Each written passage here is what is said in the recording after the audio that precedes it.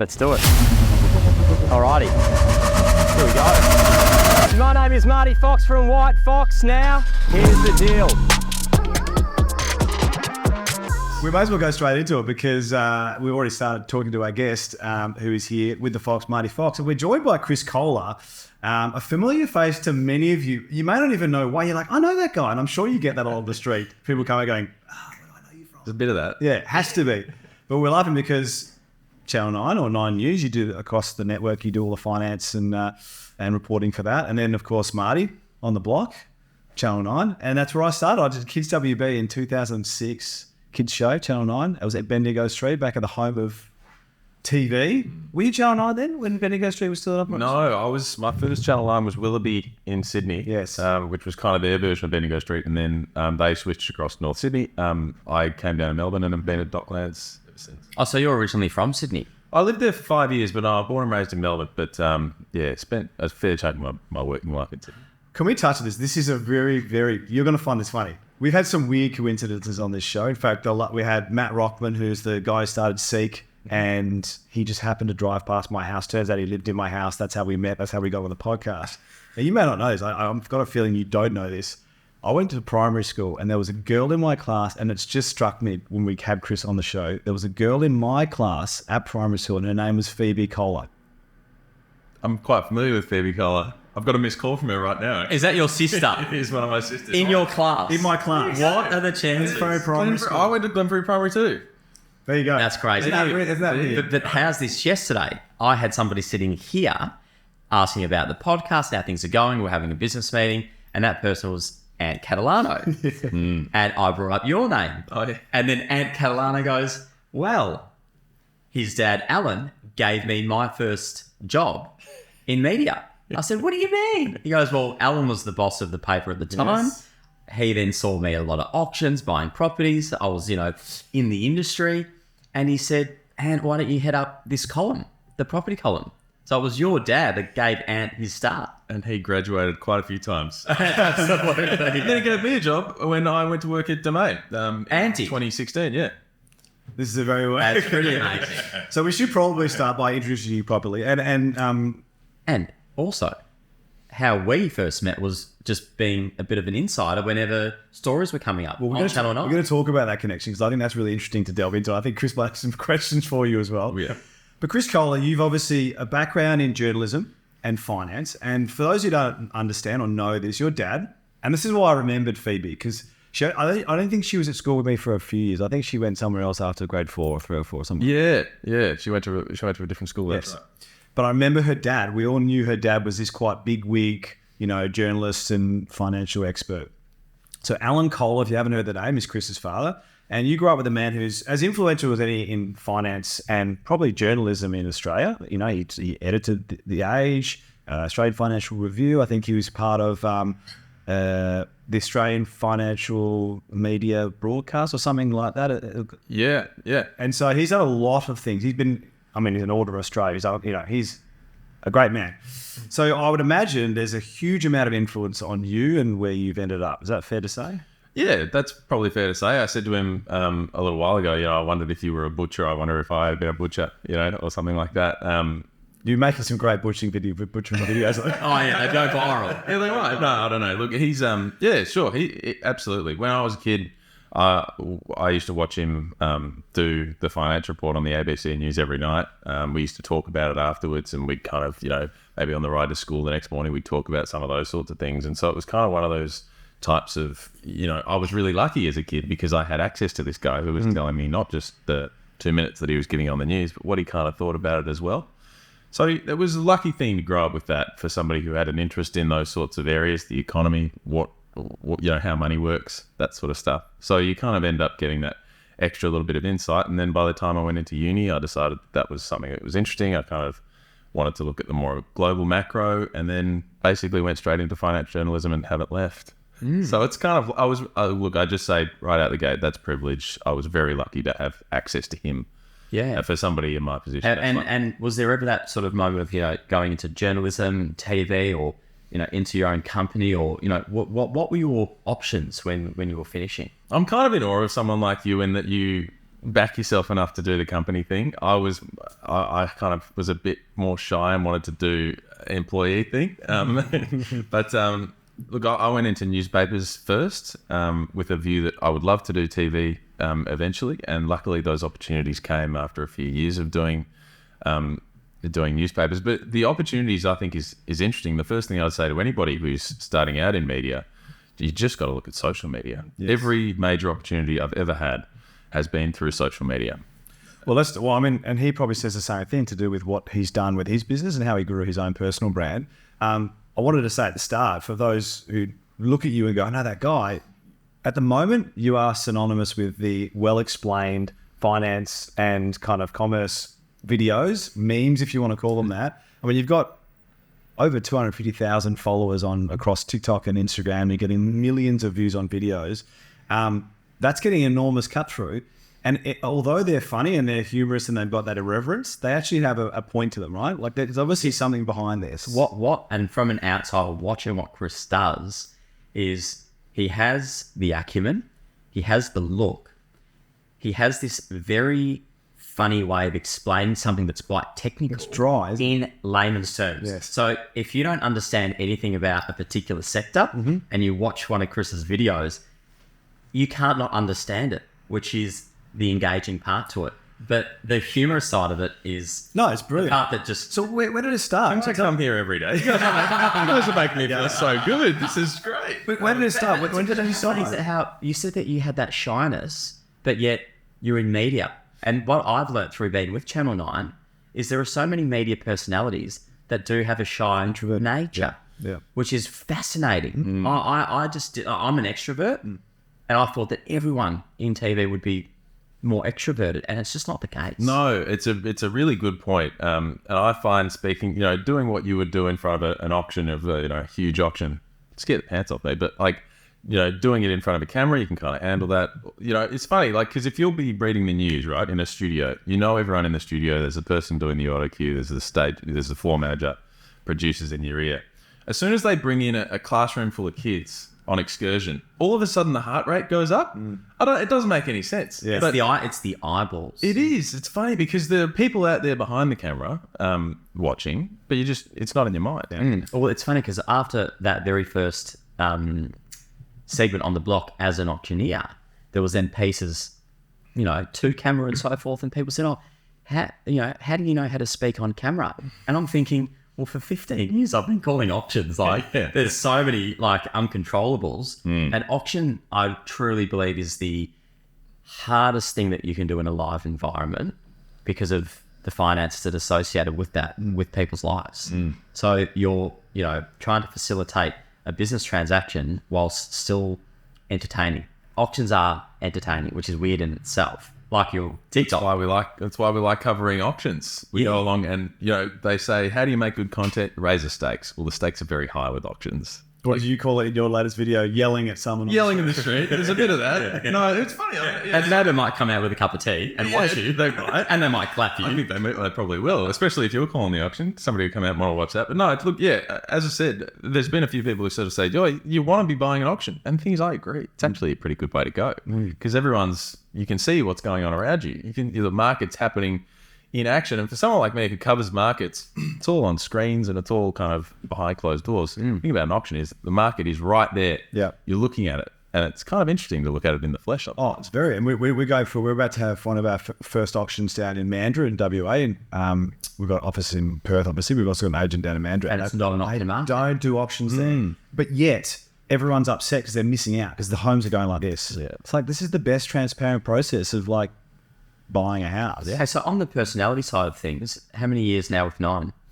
5 years. And what is the proportion of introverts and extroverts from all the different shows that you've worked on? It's a good question. I think there's probably majority extroverts, really, but it's, especially when you consider the people who've been doing it a long time. I did that show, you might remember a little while ago, with Shelley Craft. She's someone who can light up a room.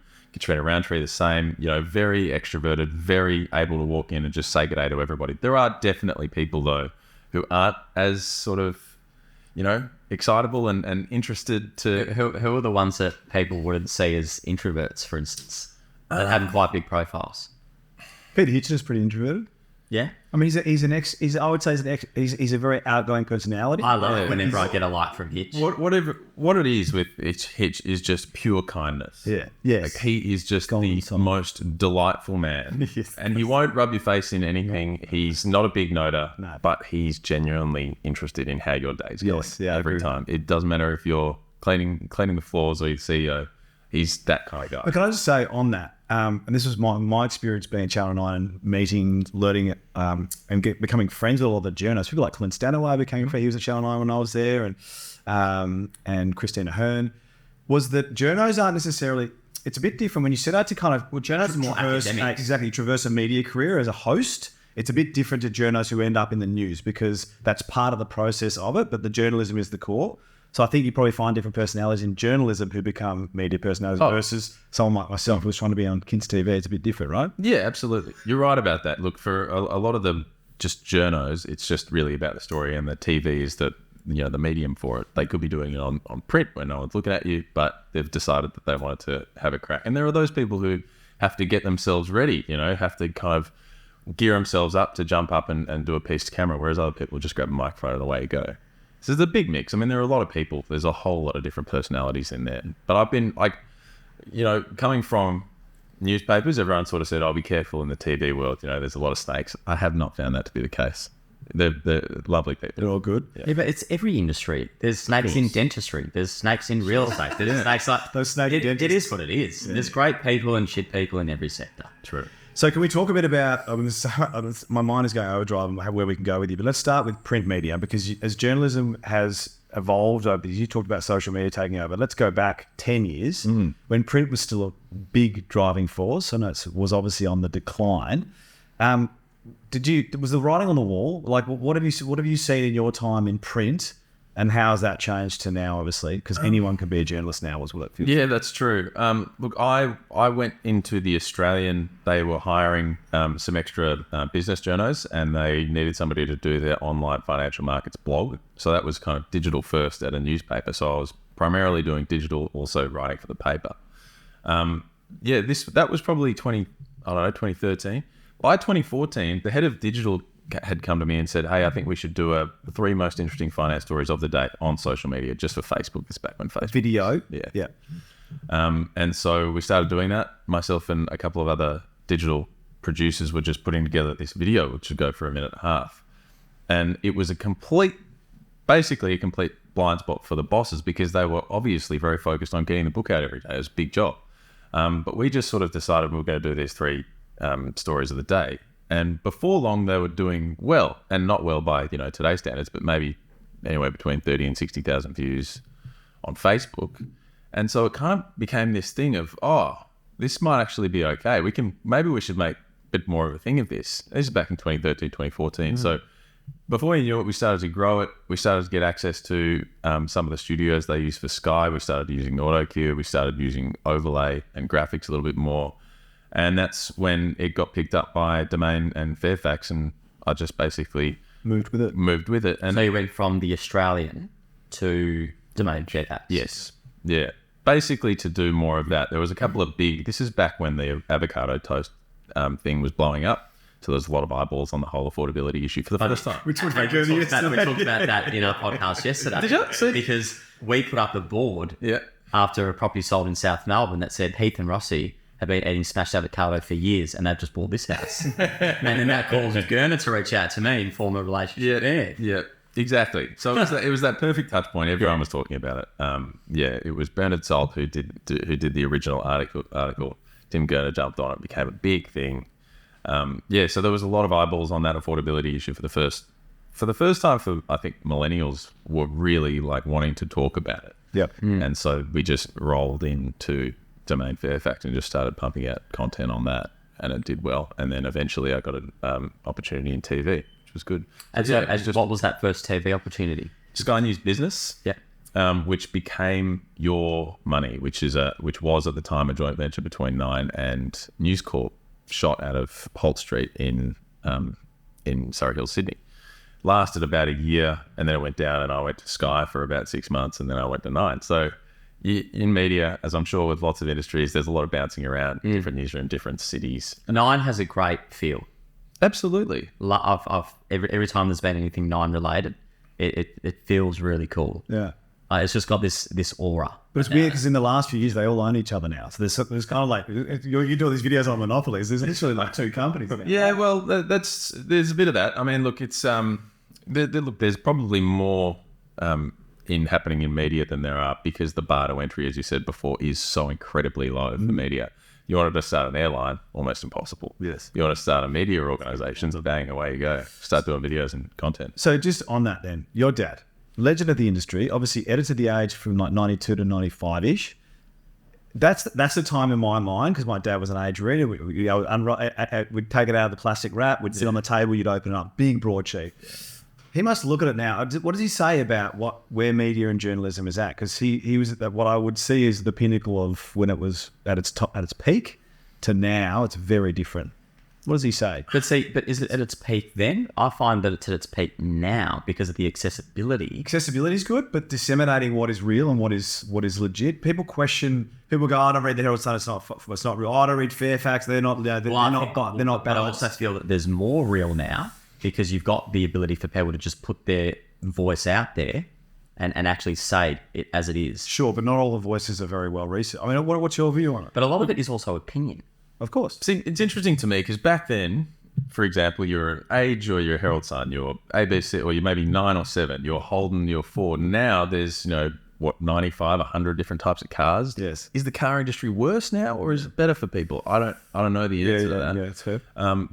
Personally, I do. From my perspective, it's better because you have choice. You do. That's right. And look, we've seen it play out in a few different ways the last few years. When you have pure choice in consumable media, there might be some problems with that. Maybe you're not getting perhaps a two-sided argument to the story, which I think is to your point before. Well, my point is, like, I would say to you, would you rather real estate industry where anyone can be an agent, or you have to go through a rigorous process to become an agent, and then in that process now you can sell houses? Because right now anyone can be a journalist without any study, without any knowledge of the world, and can put an opinion out there that people read and go, oh, that's real. Well, no, I would say that those people aren't journalists. They're social media stars. If they build up a following.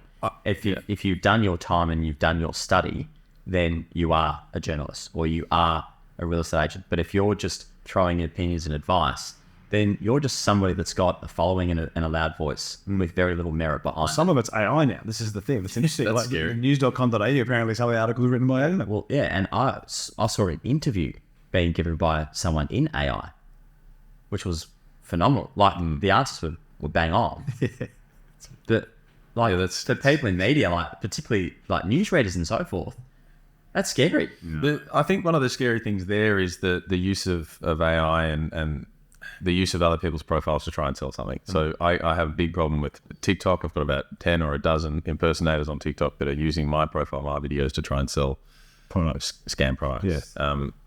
It's a problem. And what have they done? Are they using your imagery? Yeah. So what they do is they take my profile picture, screen record my videos, upload them, and then they have a handle that is very similar, very difficult to see that it's different from my handle. And then they'll approach people outwardly to try and say, hey, it's me, buy this piece of crypto, it's going to return 1,500% in the next month. And I would hate to think that somebody has fallen for that. I haven't heard that anybody has. But someone will. But that's the issue. They pop up constantly, and it's a problem. And it's the issue that I have with TikTok at the moment, and it's kind of why I'm starting to lean a little bit more the other direction. So back towards Meta. Yeah. I don't have the same issues with Meta. I don't see anywhere near as many impersonators on Meta or YouTube than I do on TikTok. I don't exactly know what's going on because you hit report, and there's a special subsection of report. This person's trying to impersonate me, and then it comes back and says, I don't see a fault with this. So you can't. Yeah. Oh, I don't know. TikTok's an interesting place. It is. It's going to be interesting to see where it is in 5 years. Just back to your journey through this whole thing. So, okay, so you've done some business reporting on Facebook. It went well.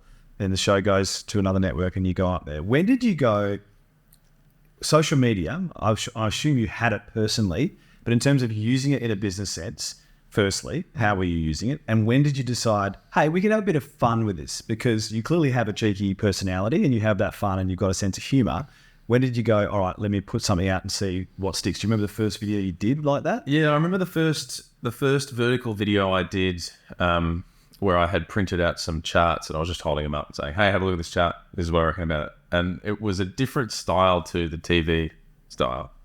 And it did well. And then it took a year of doing that before I thought, maybe I can break this whole thing apart and do what I'm seeing other people do, which is, basically make it a bit silly, really. And I decided that if I can have one good, usable piece of information, minimum per video, then it's still valuable in some way. Yep. It's not just silliness. I mean, maybe sometimes I hit the mark and sometimes I don't on that, but... Well, I look at your social media and people have always said to me, like, why is your social media engaging? Because there's elements of entertainment, but then there's elements of value, where someone's learning something, whether it be an auction that I've called or a bit of advice on a reno, something like that. And combining that is the synergy of valuetainment. I find that your videos are like valuetainment hit on the head. And it's really hard for people to actually figure out how they can add value and entertain without looking like they're trying. So I think you're at the pinnacle, particularly in Australian social media, from what I've seen. You're my favourite person when it comes to valuetainment. Oh, that's nice. Yeah. That makes me feel very good. No, you are. It's really nice as well. And hearing that from you is really great because I also find that what we were talking about before with the sort of what social media has done for people, I mean, it means that if I'm thinking about selling my house or if I'm nervous about the process of buying, then I can go onto Marty Fox's page and find out some advice from Marty, the guy that I see on the block, that kind of fits in for me. It's a great thing. I mean, they mightn't feel like they could pick up the phone and call you. Yeah, but you're accessible. But they're accessible. You're accessible. You'd be surprised how many inboxes. I bet there's a few, mate. I had a lady yesterday in Queensland who's selling her property, and she had the stagers come in and put all the furniture in, and she's sending me all these videos and photos. You don't know her? Pardon? You don't know her? I've met her once at Quingana. And she's like, what have these people done? And I was like, oh, put a rug here, do this, do that. Like, it's quite bizarre. Just a DM. What do you get? You must get a lot. And then how do you sift through what is sent to you? There's clearly trends and things going on. There's a lot of, hey, I can edit your video for you. You probably get tons of those. Yeah. And they're in Bosnia. Yeah. Yeah. I don't know what the industry is around that. I don't know how that works. No. But look, you get people. I still get public transport to work every day. Yes. And so I get a bit of that on the train and on the tram. Where do I know you from? Or we've got a video with 27 million views. That's not insignificant. That is a lot of eyeballs on a video. Yeah, look, it's funny. I kind of was originally thinking that this would be a play for the Australian media market, and sort of trying to get Australian eyeballs. And the thing that has surprised me, I think, most of all is people in other countries going, that's what it's like here. Yeah. People in Canada saying, we've got the same set of problems. People in certain parts of the US talking about that, or in the UK. And then you look at the analytics and you go, holy. Hey, but isn't that the light bulb moment? So social media has brought that to your thinking now, which is how we ended up expanding. Because we started meeting all these people interstate. And then we're like, holy shit, we've actually got an influence over how these people are thinking. But then you look a little bit deeper. Like in June, I'm meeting people in London in real estate that have followed me for 7 years. Well, you had New Zealanders because you've had all this influence in New Zealand. People are following you. So it's quite unique in the fact that your media journey, it may not just be Australia. Yeah. It's like it might be America. It might, social media, it's just media, but it's how it just winds and connects you to all these other opportunities. Nothing else can do that. Totally. And it's kind of why I think it's so great, and the way that it sort of self-governs. Like if you put out a video in London and somebody in London shares it to someone else in London because they think it applies, all of a sudden it gets its own set of momentum over there. Shareability is the biggest thing. And that's the thing, isn't it? It's not somebody else deciding for you what's good. It's you just saying to your sister, this works good. I've always said it as digital word of mouth. Yeah. We And if it sucks, you get penalised. You see straight away, don't you? Yeah. So myself and Marty and his brother have a little group on Instagram, and we just constantly share. And we would just go, look, share Chris's video. Here you go. Have a look. There are certain things to what's being shared. Yeah. But the point is, there's a million of those groups out there, and they're the ones just passing on this. It's interesting talking to Marty about you, and he made a great point, which is the genius in what you do, apart from the humour, because that's part of it, is that you hit everyone. Right, so let's take, you're talking about the banking sector. You don't hit Commonwealth Bank between the eyes. You hit them all. You don't even name them.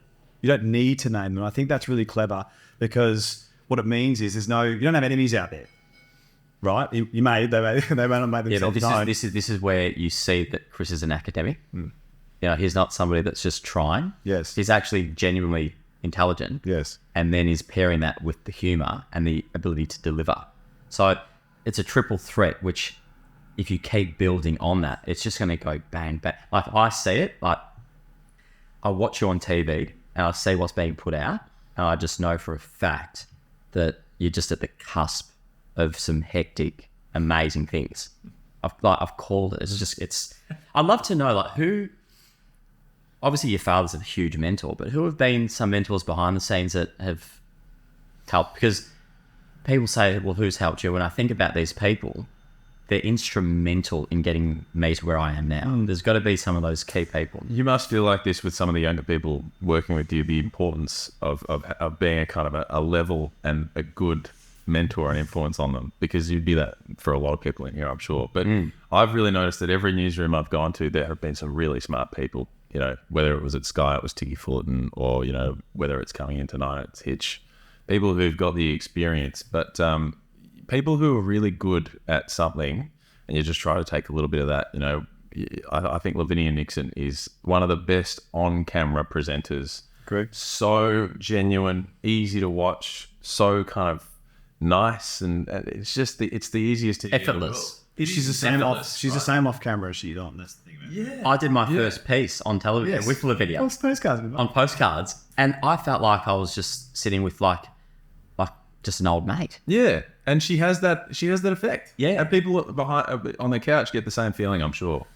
Yeah, so look, I think there's a lot of really good ones. I mean, Eddie McGuire has been really a really wonderful person to have around Channel 9. He's a Channel 9 person.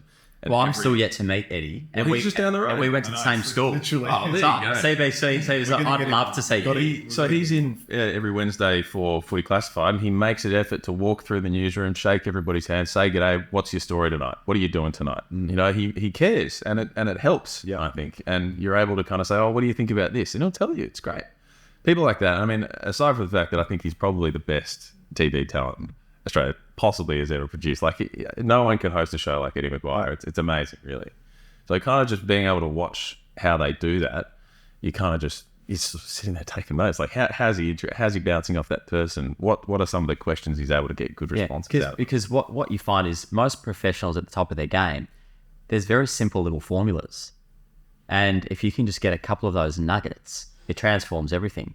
Even with like an auction, I have a particular set of things that I do that I learned from a guy in Ringwood years ago, and I've just implemented that into my blueprint, and I've given that to every auctioneer that's ever come into the business, and it's been their little blueprint, and then they've made little tweaks here and there. So, you know, what's one thing that you've been able to learn from, say, Eddie, that you've thought? I want to know what the formula is for auctions. Is there an ice cracker moment? Like, what do you have to get them laughing? Because I've noticed that that's an important moment. There are a couple things, like, you know, to really settle in, the opening line of yelling your name and, you know, Marty from WHITEFOX now, here's the deal. Having that here's the deal part was just a really nice icebreaker to just get the voice out there. It was at a very loud volume.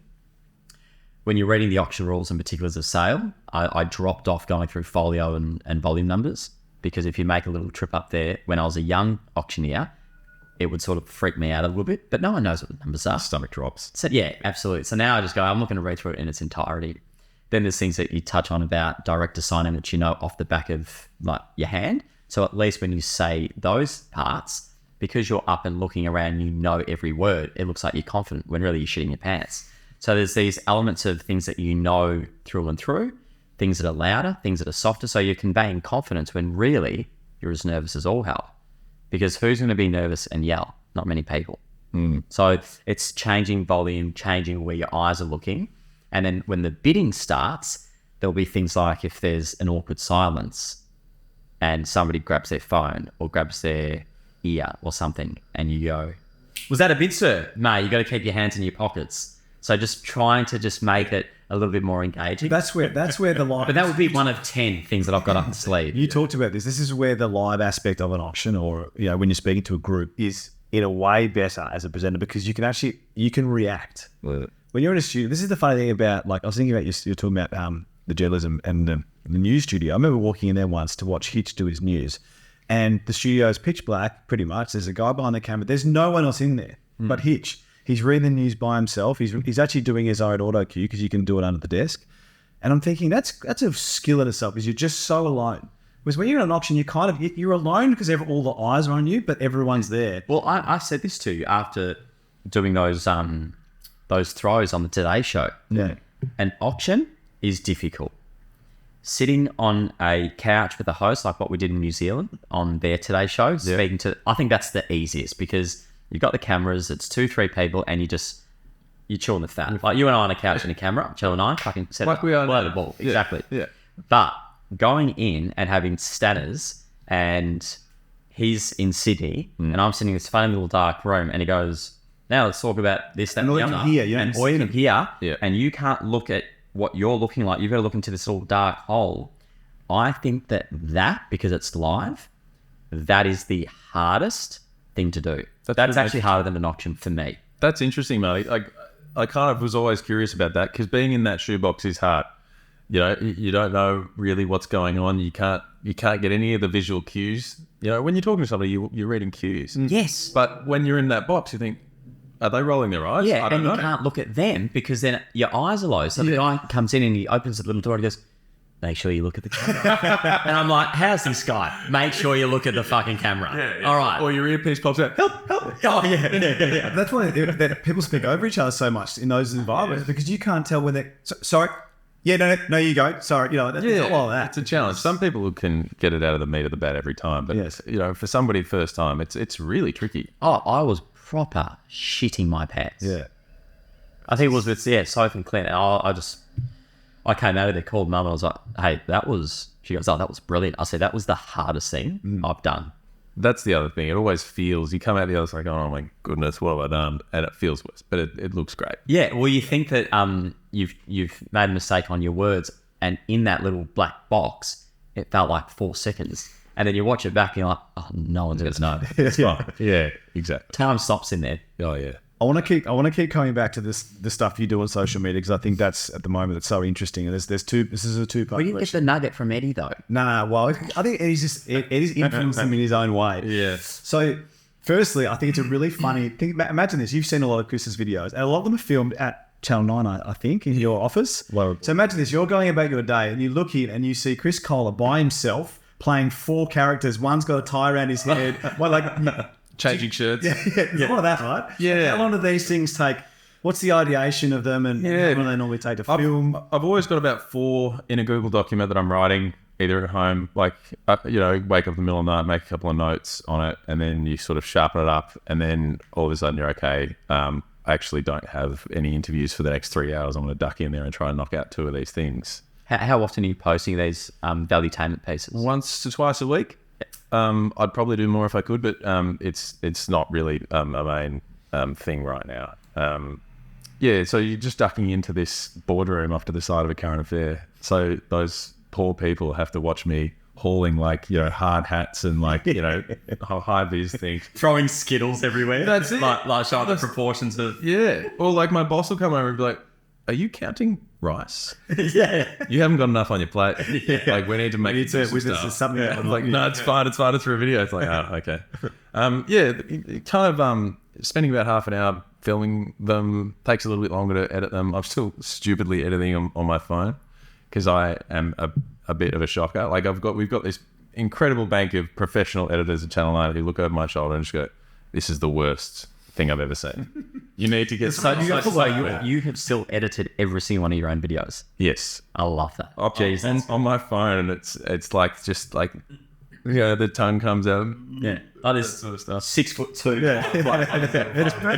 With his skills and shit. That's embarrassing, but no, I'll get around to sharpening myself up, hopefully. So, Well, let's give an insight into it because I know yesterday you were up in Sydney because obviously there was an announcement on the rates. So are you both doing your job as a journo to report the real facts about the interest rates, but also going, how would I make this somewhat digestible to the everyday public? yeah, yep.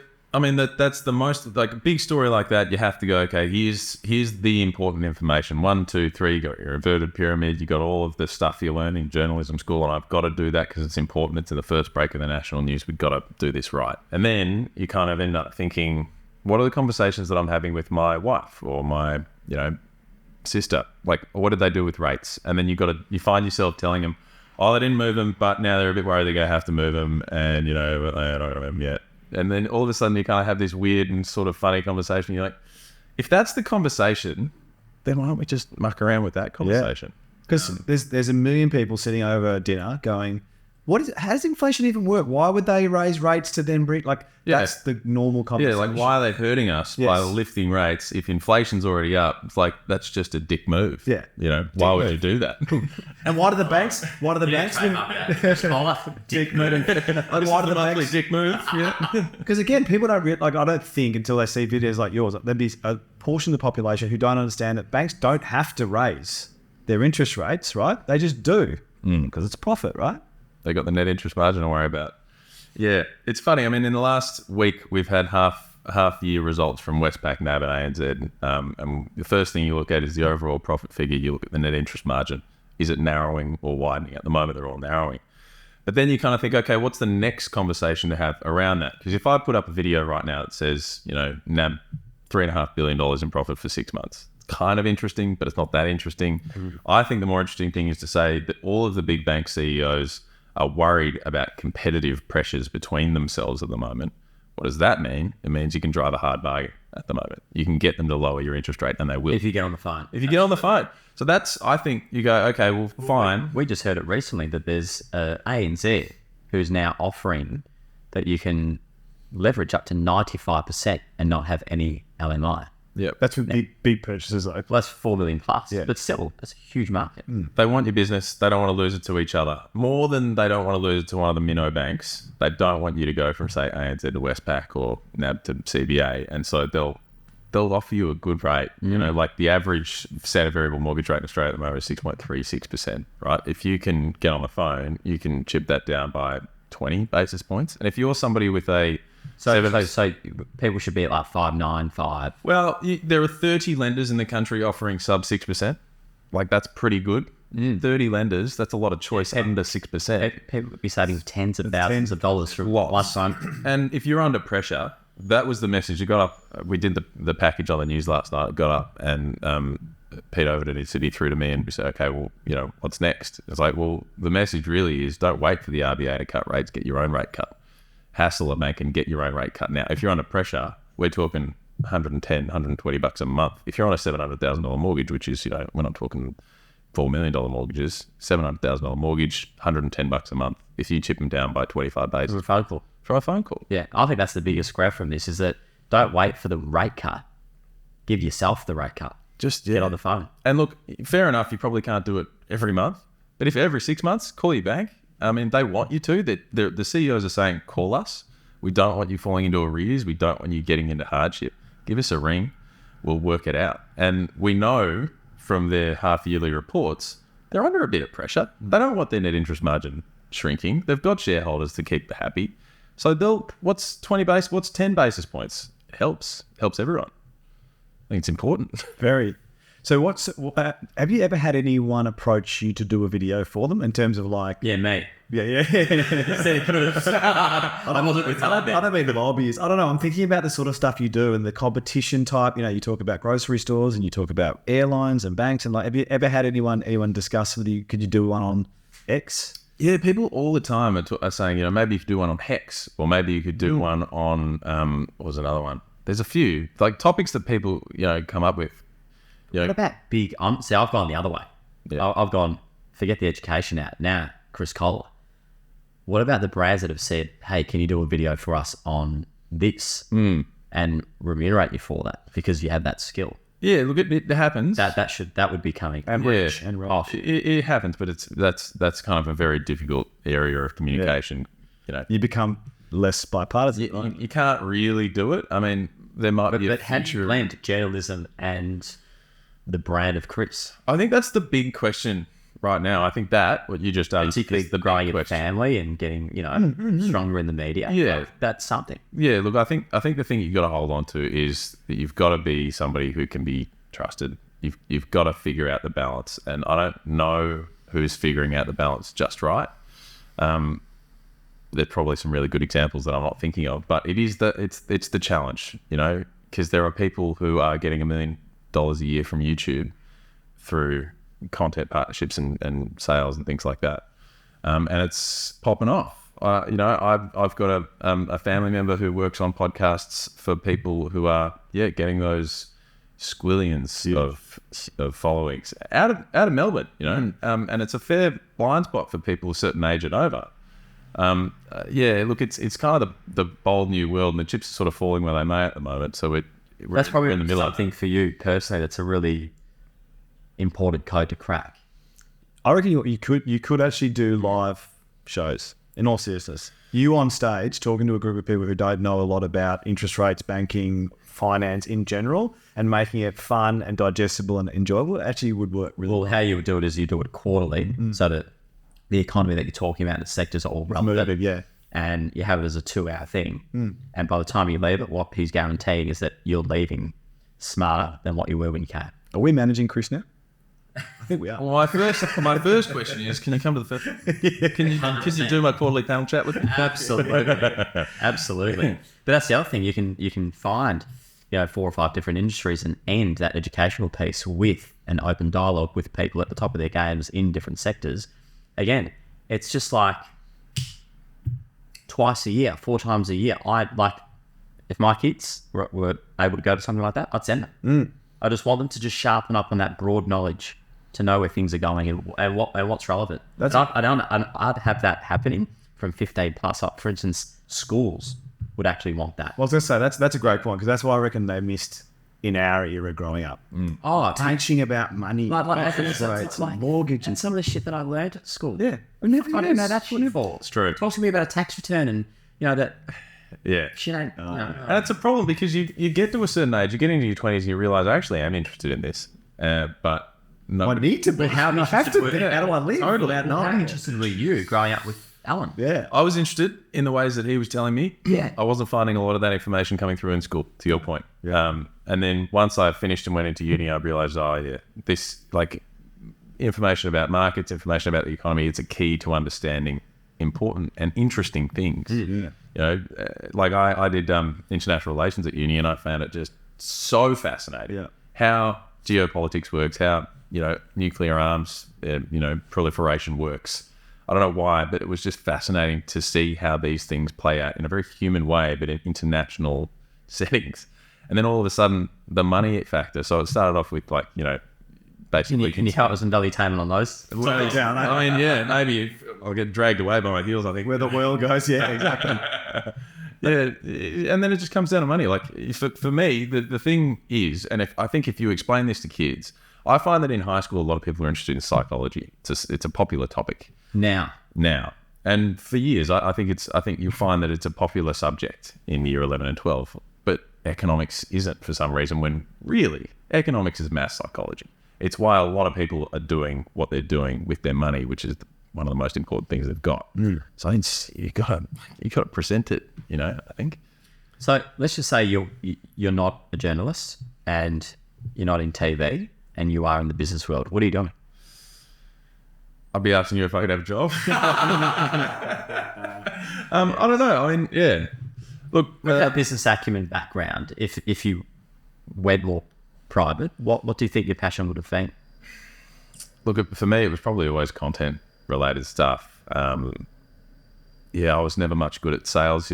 Working in uni and bottle shops and bartending and flipping burgers, I wasn't able to do much on that. I did learn in bottle shops, though, if you want to sell a type of bottle of wine, you've got to hit various descriptions. Yeah. You want to sell the Shiraz, you say it's jammy. Fruity. Yeah. And you need to upsell. On the beers, you handle That's I right. hope he's nuts over. Yeah, exactly, right? But I was never any good at that, you know? If you want to sell Shiraz, it's oaky. Like, I saw that kind of worked, but I never really got the hang of looking someone in the eye and figuring out how to sell them something. I've never been that good at that, so I kind of probably would be... Preferred the education piece of, Yeah. this is why it's oaky. Yeah, Yeah. yeah. But I really like, ideas and talking about how things work. So, it probably would have been something along those lines. I mean, my mum is an author, so she's very much on the English side of things as well, writing books. And so, you know, as much we often talk about how I look up to my dad. I look up to my mum very, very much too, because she's a great writer. Yes. So that's where all of your, like you said earlier, you're working on 4 different pieces of content in a Google Doc, and the humor is all coming from the way in which you've written the piece. So, you know, you're getting that business knowledge from your father, but you're actually getting your writing style from your mum. Well, that's a compliment, because she's a much, much better writer than me. So that would be great if I thought that. But yeah. And what about when you're presenting versus hosting? Because they're quite different as well, aren't they? Yeah. Where do you go in terms of, because presenting is so different to hosting. Talk us through, like, Presenting live shows or presenting within someone else's show. presenting particularly on the news, which is, you know, you got Australia watching, versus hosting. Look, I think it's kind of like being on a bus. Like you're jumping on the bus when you're presenting, and you're kind of standing up and telling everybody. The bus is still moving forward, but when you're hosting, you're driving the bus. It's your bus, so you kind of got to not stuff that up. You got to keep the mood going. You got to keep everything light. Got to keep the right tones, which is why having a good newsreader is so incredibly important, because they're steering the whole thing. Yeah. And you've got all these journos jumping on and off for their 90 seconds or their 2 minutes perhaps, and then the eyeballs are on them. But really, it's not their, it's not their car, it's not their bus, it's driving down the road. So it's a different set of skills, in my opinion. Hosting the show just requires you to kind of have a bit more of an elevated view of what's going on. But if I'm going up and I'm doing a piece on interest rates, that's all my mind's on. Yeah. So it's very much a tunnel vision for that. And then all of a sudden you get I think hosting is a different skill in terms of, like, Shura even coming into WHITEFOX as a founder of a business and getting it going. I was hosting everything, having to run this meeting and having to MC this event. And where we connected was Shura started hosting, and it was a totally different skill.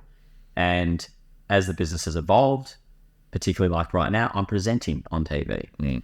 But I think hosting is a harder skill, and hosting something where you have to have that vision across the board, and you've got to be so comfortable in that space. I'm just starting to learn how to get to that hosting level again, which is such a hard skill. How do you find it? Because on the block, you're obviously in a team when you come in. How do you find the dynamic and working with other people? Like, you walk into a space and you've got to analyze it. Yeah. But you're not in isolation there. You're working with other people. How do you find that? It's a really good question, because it took me back to going to different schools and trying to sort of crack into a friendship group. Yeah. So I went to 7 schools and lived in 2 different countries, Australia and New Zealand. And walking into a show like The Block was actually quite daunting, because you had Shane and Darren and Neil that had worked together for, 19 seasons. I think worked together for 16 seasons, but it was in its 19th season. So straight away, you just knew that you were sort of coming into a group of people that weren't used to someone else being there.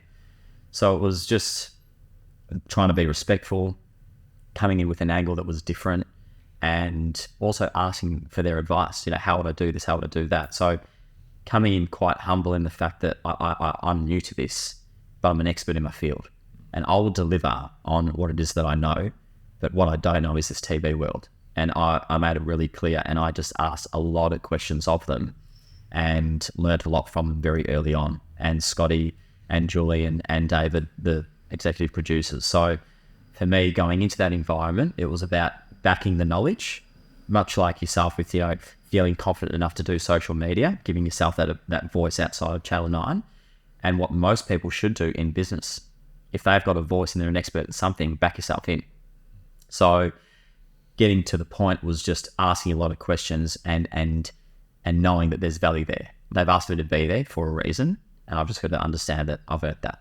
Yeah, well, that character comes across on on TV. Like, we get the sense that you're not arrogant when you walk in, that you're understanding of where you are and who you're talking with. It comes across. It's interesting. And that was the hardest thing to do, because most people are like, the real estate agent, the slime ball, So it was important for me. And I think what the block did for the Marty Fox brand was it actually gave it that credibility that I knew I'd earned, but it was very hard to promote. And the block did it in a really natural way. It was the perfect vehicle. Much like what you're doing, I think is the perfect vehicle for you, because you are clearly knowledgeable, right? You're clearly, as you said, you've got the highest acumen of what you do. And you've managed to do both in a professional sense, be a journalist that is respected by people from, I would say 10 years old, they probably don't know what they're doing, but all the way up to our grandparents. But what you've done in social media is so clever because it brings in a new audience to both you and I think to the concept that you're talking about. So I think bravo to you, because I don't see anyone else doing it in that space. Certainly in Australia. And they can't, because it's unreplicable based on the fact that you've got the triple threat of the knowledge they're presenting and the humour. Yes. That's the part that keeps it very unique. Yes. So milk it for as long as you can. I'm feeling really good. Did your dad have a sense of humour? Was that something that was passed? No. Just quickly, because no. Because typically it wasn't. They weren't married together that much. I guess there is a little bit of like Clark Door probably did it very well. Clark Door was the original. Like, a lot of people are saying what I'm doing is a bit like that. It is. To me, it's a compliment, because No, it is. Watching them now, they were incredible. They're still making it round. They're actually like people are recycling and putting them back out, which is good. It goes to show. Yeah. Look, as for the kind of the humour side of things, I grew up watching my dad on the ABC, and he'll tell anyone who listens that for a lot of people, economic information, financial information is not their, not the thing that you go on to look for. It's part of the news. And so his thing was, I want to say thank you for watching me for the last minute and a half with a little bit of humour at the end. Yeah. I want to put up the price of kiwi fruit, which has just gone up. You weren't expecting that, but a bit of fun. Fruit salad's a bit more expensive. What was his sign off? It was like, that's finance. That's finance. Was it that's finance? Yeah, That's finance. He's still doing it. He's I've actually thought long and hard about whether or not there's something that I could say at the end of my finance spot on the news. Hey, we've got to coin something. Help me, please. That is a challenge. Because the problem is quite often, and for years now, I finished by saying, and the British pence is buying 52, or Aussie dollars buying 52 British pence. Boom, see you later. Like, you need something, and I don't have anything, guys. Okay. Well, I loved Rose. Say hi to your mum for me. So we're coming up with something. That was really good. I loved Rose. Yeah. All right. Well, so that's the challenge. That's a challenge. We'll come up with something for you. So when people at home start to see something just being said, they'll know that it was you guys. So what? That's really cool. So what's before we let you go? I'm sure you've got 10 ideas in the mix. What are we looking out for next? Who's in the crosshairs of Chris Kohler in terms of competition watchdog, the budget? Look, kind of the federal court and the ACCC. I love them. I love what the ACCC does, but I just don't think fines are actually doing anything at the moment. No.